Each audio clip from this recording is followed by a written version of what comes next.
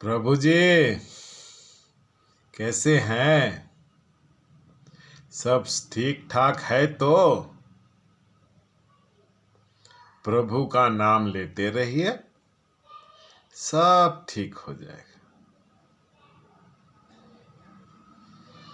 तो प्रभु जी आज हम लोग बात करेंगे कुंडलिनी कैसे जागृत होती है, क्यों जागृत होती है। बहुत ऐसे लोग हैं, ध्यान कर रहे हैं, नाम जप कर रहे हैं, त्राटक कर रहे हैं, रेकी कर रहे हैं, कोई श्वासों पे ध्यान लगा रहा है, पर कुंडलिनी उनकी जागती कई कई सालों से कर रहे हैं। देखो प्रभु जी, कुंडलिनी तब तक जागृत नहीं होगी जब तक कृपा नहीं होगा। कृपा गुरु का हो या भगवान का, बिना कृपा के कुंडलिनी जागृत हो ही नहीं सकती। दो ही रास्ते हैं, या भगवान का कृपा होना चाहिए या गुरु का। गुरु सिद्ध संत होने चाहिए। यदि सिद्ध संत नहीं है तो वो कृपा नहीं कर सकते, और उनका कृपा नहीं होगा तो कुंडलिनी जागृत नहीं होगा। और यदि गुरु नहीं है तो एक ही रास्ता बचता है, वो है भगवान। ये कलयुग है महाप्रभु, सिद्ध संतों की भारी कमी है, और अभी ऐसे सिद्ध संत हैं नहीं जो आपके कुंडलिनी को जागृत कर देंगे। एक ही रास्ता बचता है, भगवान का कृपा। तो अब भगवान का कृपा कैसे मिलेगा? भगवान कब कृपा करेंगे? प्रभु जी, भगवान तब तक आपका कृपा नहीं करेंगे जब तक आप कर्म नहीं करते। बिना कर्म किए भगवान कृपा कर ही नहीं सकते। इस संसार में हर मनुष्य कुछ कर्मों के साथ जन्म लेता है। कर्म देते हैं सृष्टि, परब्रह्म, कर्मों के साथ वो जन्म लेता है। जब तक वो कर्म को पूरा नहीं करे, कर्म को ठीक नहीं करेगा, कर्म को पूरा नहीं करेगा, सेवा भाव से कर्म को नहीं करेगा, तब तक कृपा हो ही नहीं सकता। फिर चाहे लाख मंत्र जप कर लो, फिर चाहे लाख त्राटक कर लो, ध्यान कर लो, नाम जप कर लो, कुछ भी कर लो, जब तक आप अपना कर्म पूरा नहीं करेंगे तब तक कृपा होगा नहीं, चाहे आप कुछ भी कर लो। अब बोलेंगे कर्म है क्या? कर्म को कहां खोजे? सही बात है, कर्म को खोजे कहां? कर्म कहीं नहीं है, कर्म आपके पास है। जो आपके पास है वही कर्म है। आप जिस स्थिति में जन्म लिए हैं वही कर्म है। आपको सृष्टि ने यहां खाने पीने, घूमने, मौज मस्ती करने, ऐश करने के लिए नहीं भेजा है। आपको सृष्टि ने कुछ कर्म करने के लिए भेजा। अब कर्म है क्या? देखिए, बालक एक जन्म लेता है, 12 वर्ष तक उसका कोई कर्म है नहीं। सृष्टि ने सब चीजें व्यवस्थित कर दी। जन्म होता है, माँ उसका पालन पोषण करती है, उसे दूध पिलाती है, खिलाती है, पिलाती है, बड़ा करती है। तब तक उसके साथ कोई भी कर्म नहीं है, वो सृष्टि को भोगता है। लेकिन 12 वर्ष के आयु के बाद फिर पढ़ाई लिखाई उसका तो 5 वर्ष से चालू हो जाता है। तो जो पढ़ाई लिखाई कर रहा है उसे ठीक से करे, यही कर्म है। अब पढ़ाई लिखाई ठीक से कर लिया, नौकरी पा लिया, वो दरमाहा पा रहा है। दरमाहा तो फोकट का कोई देता नहीं, कोई काम दिया है, तो जिस हेतु दरमाहा पा रहा है उस क्रिया को ठीक से करे, यही कर्म है। शादी होती है, पत्नी होती है, बाल बच्चे होते हैं, उनको ठीक से व्यवस्थित ढंग से पूरा करे, सेवा भाव से करे, यही कर्म है। कर्म को कहीं खोजना नहीं है, कर्म आपके पास है। उसे व्यवस्थित ढंग से करे, ठीक से करे, सेवा भाव से करे, यही कर्म है।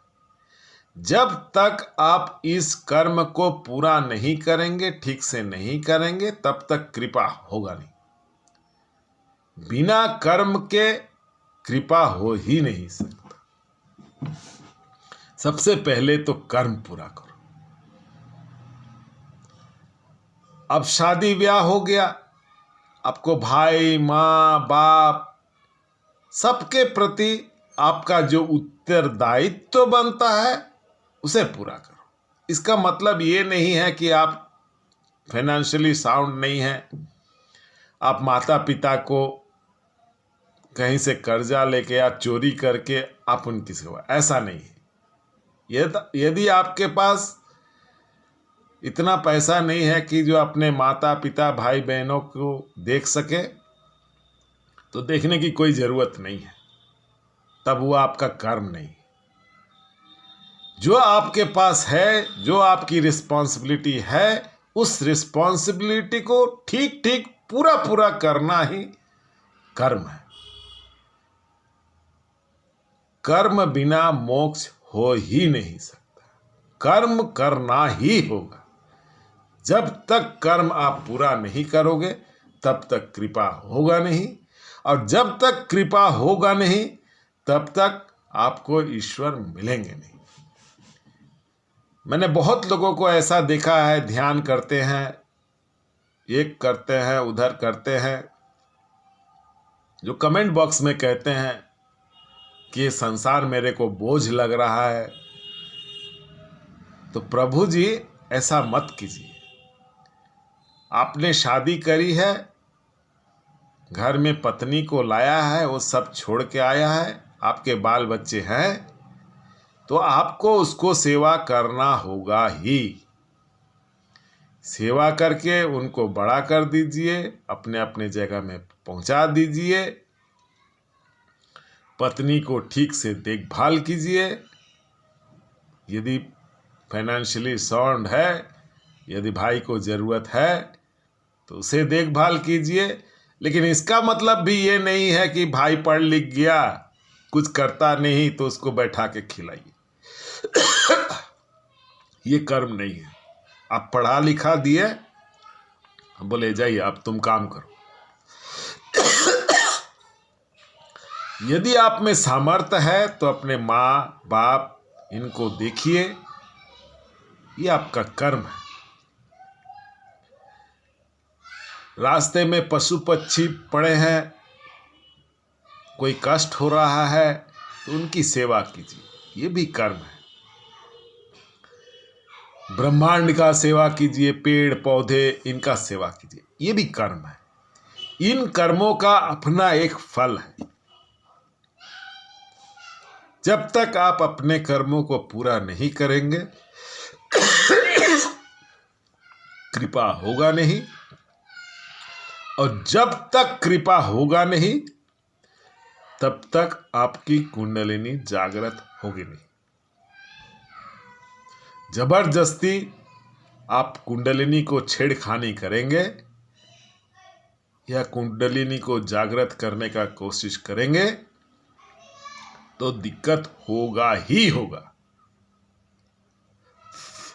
आपने सुना होगा, बहुत जगह कमेंट बॉक्स में लिखते हैं कि मैं ध्यान करता हूँ तो मेरा मेरुदंड के कहीं गर्म होता है, कोई बोलता है दर्द होता है,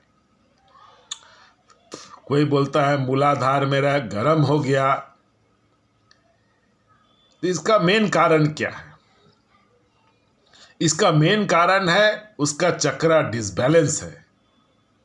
और जबरदस्ती आप मंत्र पढ़ के या कुछ करके उसको जागृत कर रहे हैं, वो जाके ऊर्जा वहां धक्का मार रहा है, वो डिसबैलेंस है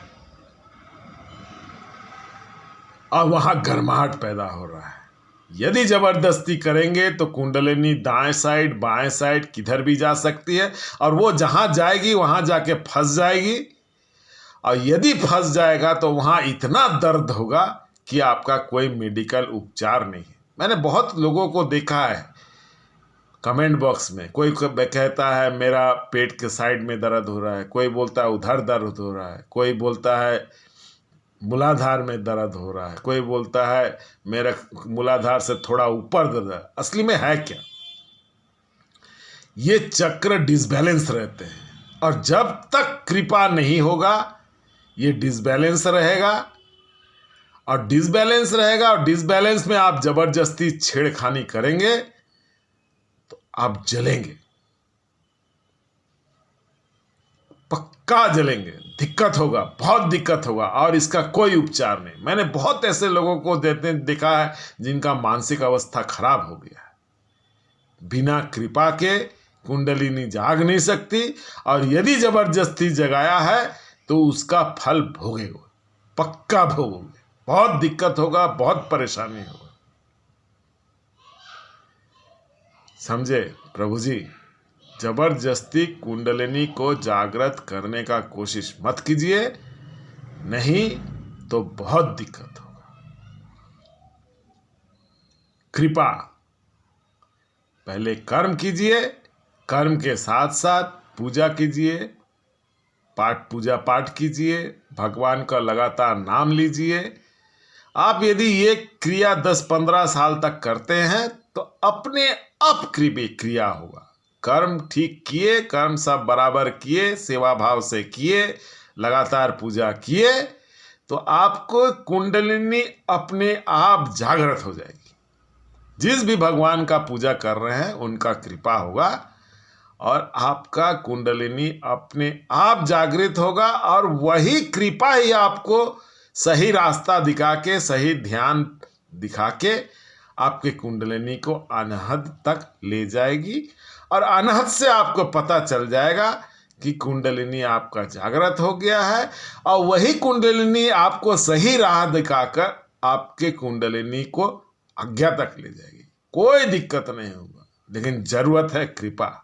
आप अपने कर्मों को ठीक कीजिए, सेवा भाव से कीजिए, लोगों का अच्छा कीजिए, लोगों के साथ अच्छा से बात कीजिए, ठग चोरी चमारी गलत काम मत कीजिए, अपने आप कृपा हो जाएगा, कोई दिक्कत नहीं होगा। यदि कोई महिला है, शादीशुदा हुई है, वह अपने परिवार की ठीक से देखभाल करती है, अपने पति का, अपने बच्चे का, अपने आसपास के लोगों का, सास का, ससुर का, जो भी चीज़ें हैं यदि सेवा भाव से करती हैं तो उसका कुंडलिनी अपने आप जागृत हो जाएगा। आपने बहुत लोगों को सुना होगा जिन्होंने कुछ किया नहीं लेकिन कानों में नाद सुनते हैं। ये वही लोग हैं जिनके ऊपर भगवान ने कृपा कर दी है। उन्होंने कर्म को ठीक ठीक किया है, पूजा पाठ किया है, काफ़ी लंबे समय से पूजा पाठ कर रहे हैं, काफ़ी लंबे से मंत्रों को जाप कर रहे हैं, उनके ऊपर कृपा हो गई है, उनका कुंडलिनी जागृत होके अनहद पे आ गई। समझे प्रभु जी? कर्म कीजिए, बिना कर्म के ईश्वर है ही नहीं। कर्म कीजिए, सबसे पहले अपने कर्मों को ठीक से कीजिए, कर्मों को पूरा कीजिए, साथ में पूजा पाठ कीजिए। अब पूजा पाठ ज़्यादा करने की जरूरत नहीं है, 5 मिनट 10 मिनट सफिशिएंट। भगवान ये नहीं करते कि दिन रात मेरे को भजो, थोड़ा कीजिए लेकिन कीजिए जरूर और एक टाइम में कीजिए। यदि 9 बजे करते हैं तो 9 बजे कीजिए, 10 बजे करते हैं तो 10 बजे कीजिए, लेकिन एक टाइम में कीजिए। तो प्रभु जी, आज के लिए बस इतना ही। फिर मैं आगे आपको और भी बातें बताऊंगा। आप मेरे चैनल को सब्सक्राइब कर दीजिए, लाइक कर दीजिए, हो सके तो शेयर कर दीजिए, लेकिन सब्सक्राइब जरूर कीजिएगा। मैं बहुत सारी बातें आपको बताऊंगा जिससे आपका आध्यात्मिक उन्नति होगा। आप जानेंगे क्या है असली बात, कैसे जागृत हो। आध्यात्मिक राह के बारे में मैं बहुत बातें बताऊंगा, सब चीज बताऊंगा। आज के लिए बस इतना ही प्रभु जी। प्रभु का नाम लेते रहिए, अच्छा काम करते रहिए, अपने जिम्मेवारी को निभाइए। इसी में ईश्वर है, ईश्वर कहीं खोजने की जरूरत नहीं। तो ठीक है, आज के लिए बस इतना ही। धन्यवाद।